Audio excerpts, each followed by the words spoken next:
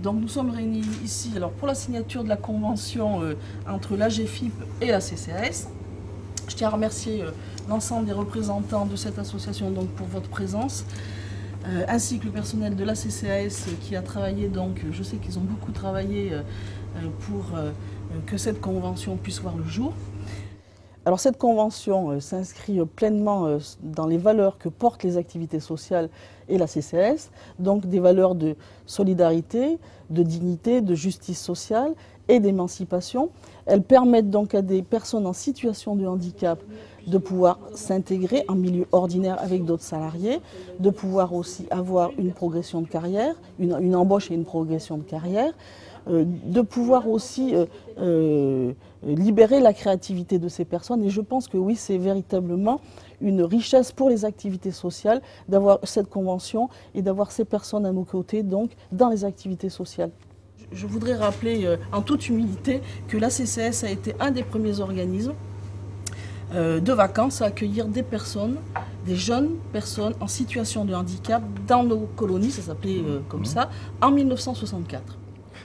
La signature que nous venons de conclure entre la CCAS et l'AGFIP traduit la volonté du conseil d'administration paritaire de l'AGFIP d'accompagner les entreprises dans la mise en place d'une politique d'emploi, parce que cette convention n'est ni plus ni moins que la mise en œuvre d'une politique en faveur de l'emploi des personnes handicapées, une politique qui est voulue par le conseil d'administration de la CCAS en l'occurrence, et pour lesquelles les partenaires sociaux de l'AGFIP et les associations qui statuent à son conseil veulent assurer un accompagnement de sorte que les grandes entreprises, puisque la CCAS peut être considérée comme une grande entreprise, puissent conduire une véritable politique durable de l'emploi des personnes handicapées.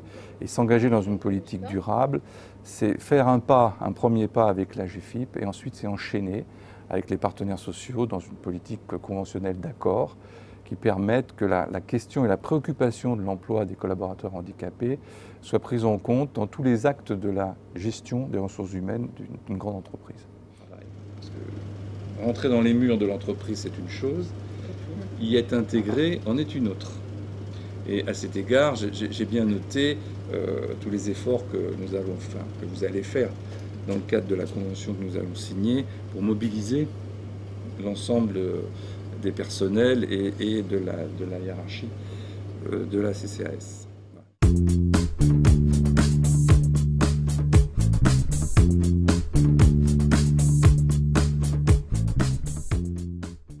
Le champ d'application de cette convention signée entre l'AGFIP et la CCAS aujourd'hui est extrêmement large puisqu'il couvre à la fois le maintien dans l'emploi des salariés handicapés, les questions d'intégration des salariés handicapés, avec y compris la prise en charge d'actions d'intégration avec des partenaires externes qui nous aident à sensibiliser les équipes et à préparer l'intégration des salariés handicapés dans les équipes. Le champ de la qualification des salariés handicapés, puisque souvent les salariés handicapés qu'on recrute ont des niveaux de qualification relativement bas. Et donc notre objectif est de les faire monter en compétences, comme pour l'ensemble des salariés, d'ouvrir des parcours professionnels, comme pour l'ensemble des salariés de nos organismes.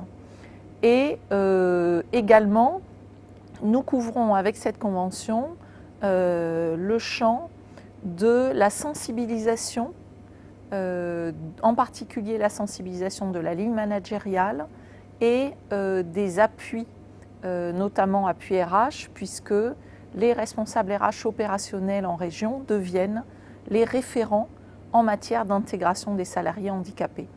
Le chômage des personnes handicapées est encore un chômage qui est près du double de celui de l'ensemble des demandeurs d'emploi. Et donc il y a une forte nécessité que des personnes handicapées puissent entrer dans les entreprises. Donc c'est aussi apprendre à recruter des personnes handicapées, à faire les bons recrutements et à mettre les gens au bon endroit. On signe? On signe. Donc on paraphe et on signe. On signe toutes les feuilles. On paraphe?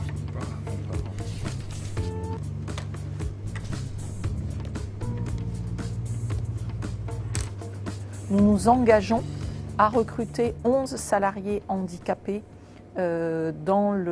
sur la durée de cette convention, donc avant le 31 décembre 2008. Et nous nous engageons à accueillir des stagiaires en formation et à recruter des personnes en contrat de professionnalisation pour les aider dans leur intégration en milieu ordinaire de travail.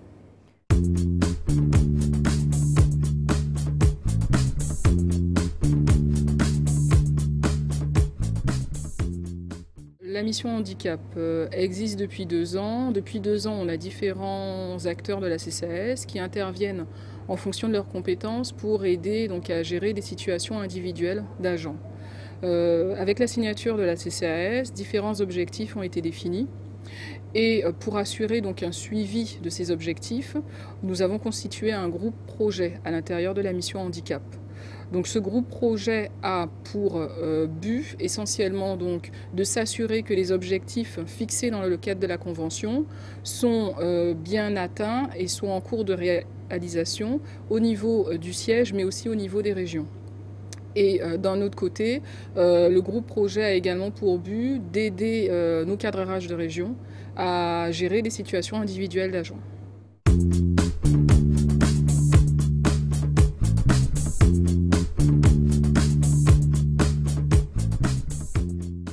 La CCAS avait le souhait donc, de formaliser son engagement en termes donc, de maintien et d'intégration dans l'emploi des travailleurs handicapés. Et pour cela, nous avons demandé à un cabinet, donc à des conseils, de nous faire une étude qualitative et quantitative sur la perception du handicap en entreprise, enfin, notamment à la CCAS. C'est-à-dire comment aujourd'hui les salariés de la CCAS perçoivent le handicap et comment nous, on peut faire en sorte que cette perception, si elle est négative, soit changée. Donc ce qu'il était ressorti donc, de cette étude qui a été donc présentée en avril 2007, c'était que la perception du handicap jouait beaucoup sur notamment la proximité dans le milieu professionnel, c'est-à-dire qu'une personne qui travaille sur son lieu de travail avec un travailleur handicapé perçoit le handicap d'une façon plus favorable qu'une personne qui n'a pas dans son collectif un travailleur handicapé. Nous avions également noté que la perception du handicap était favorisée dans le cas où une personne aussi dans son milieu hors travail s'occupait ou était en contact donc, de personnes handicapées. Ce qu'il est ressorti aussi de cette étude, c'est que en fonction de l'endroit où on se trouvait, c'est-à-dire au niveau du siège ou en région, nous n'avions pas une perception du handicap qui était donc la même, c'est-à-dire qu'au niveau du siège, on était plus confronté à un handicap psychique, alors qu'en région, notamment dans les restaurants, nos cadres RH, nos hiérarchiques étaient plus confrontés à des situations de gestion des inaptitudes.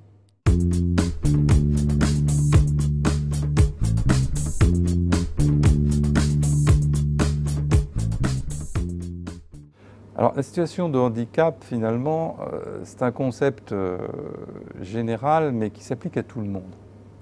C'est-à-dire qu'on est en situation de handicap lorsque, pour des raisons propres, personnelles, liées par exemple à des incapacités physiques, par exemple, ou bien des difficultés liées à l'environnement, tout simplement. Et quand on prend le sujet de l'accessibilité, c'est tout à fait intéressant parce qu'une personne handicapée physique va se trouver en situation de handicap face à un escalier, mais une mère de famille avec un landau, elle va être temporairement en situation de handicap devant le même escalier. Donc ce qui est important, c'est qu'on repère les situations de handicap des collaborateurs de la CCAS en l'occurrence, et qu'on essaye de lever ces obstacles matériels en aménageant en particulier la question de l'accessibilité.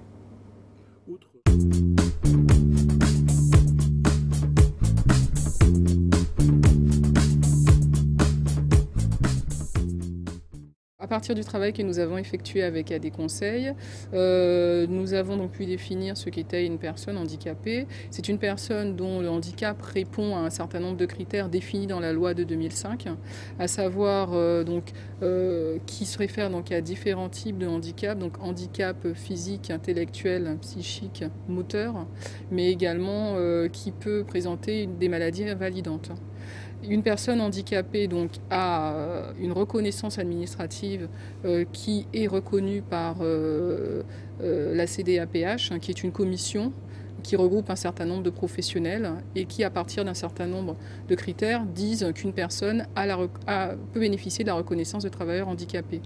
Avec cette reconnaissance, cette personne a plusieurs droits au sein de son entreprise, notamment une obligation d'employeur de moyens et de résultats dans le cadre du maintien dans l'emploi.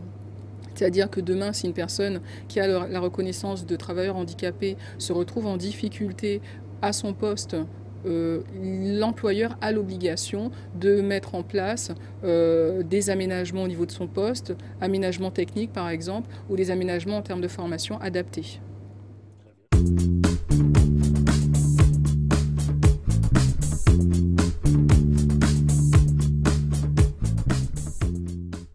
Donc il est important que dans le cadre d'une politique d'emploi, l'entreprise s'évertue à créer les conditions favorables à une carrière longue et à une carrière la plus proche possible de celle de l'ensemble des collaborateurs.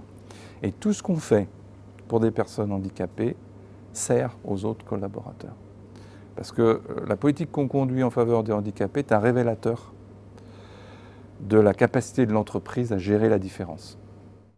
Nous avons aujourd'hui 119 salariés handicapés qui sont recensés par rapport donc à la déclaration obligatoire des travailleurs handicapés de 2007.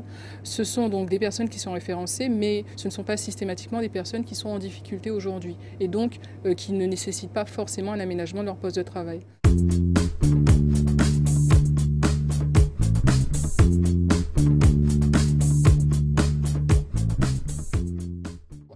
Le groupe projet qui a été constitué à l'intérieur de la mission handicap a pour charge d'assurer le suivi des différents objectifs prévus dans la Convention et ce groupe projet se réunit tous les mois pour faire un point d'étape sur les différentes actions qu'il faut effectuer par objectif. D'autre part, nous avons donc un bilan d'étape qui sera fait donc avec la GFIP en juin. Et enfin un bilan final qui sera fait donc fin 2008 pour voir si la CCAS est prête ou pas par rapport aux actions qui auront été effectuées et aux objectifs à atteindre, si la CCAS peut signer ou pas un accord à l'horizon 2009.